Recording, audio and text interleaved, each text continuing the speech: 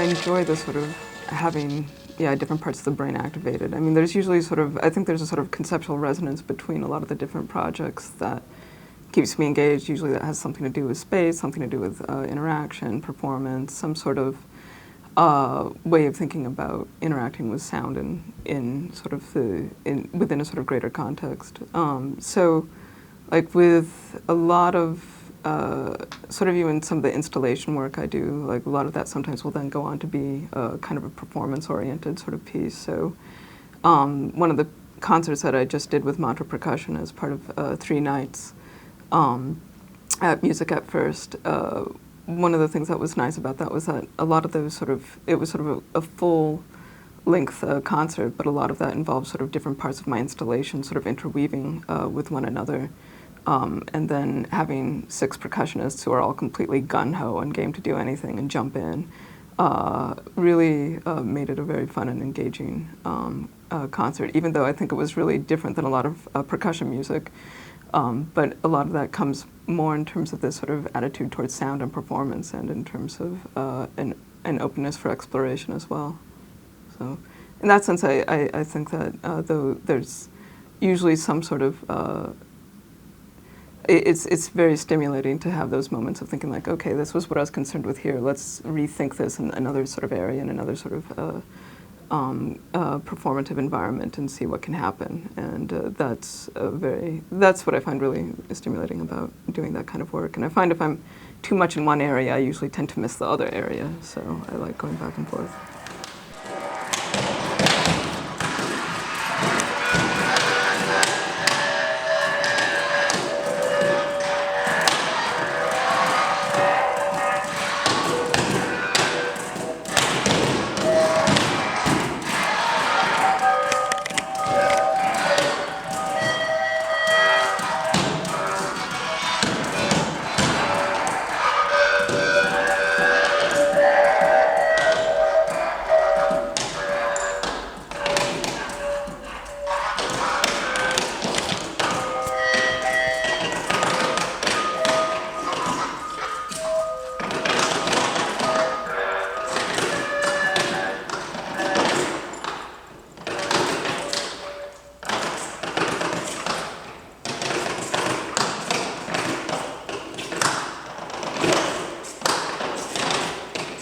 Usually I do work pretty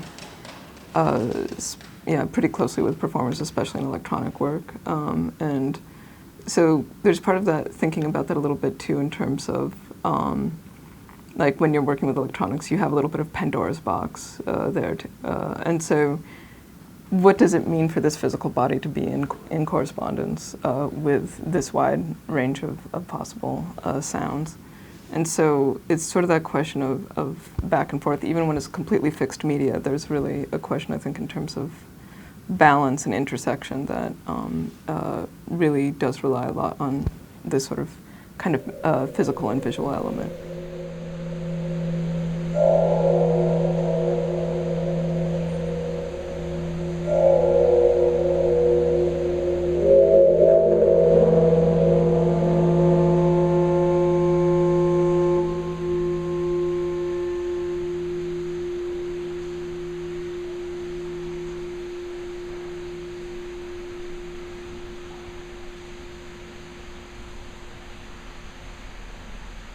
With the Old Croton Aqueduct, Mavis Kane and Bob Kornfeld, who are the president and the vice president, respectively, of the Friends of the Old Croton Aqueduct, there's this interesting sort of intersection in terms of people who are interested in the space and then finding some other way of sort of articulating or exploring that. And so they've been very supportive of this particular project and piece, even though it's definitely unusual, I'd say.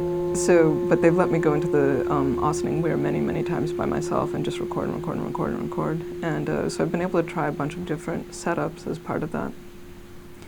And I think that one moment of this last time when I was recording for the Bang on a Can All-Stars piece, because I was using samples that they had given me of sort of them doing sort of responses to field recordings, and then was projecting them into the space and re-recording it.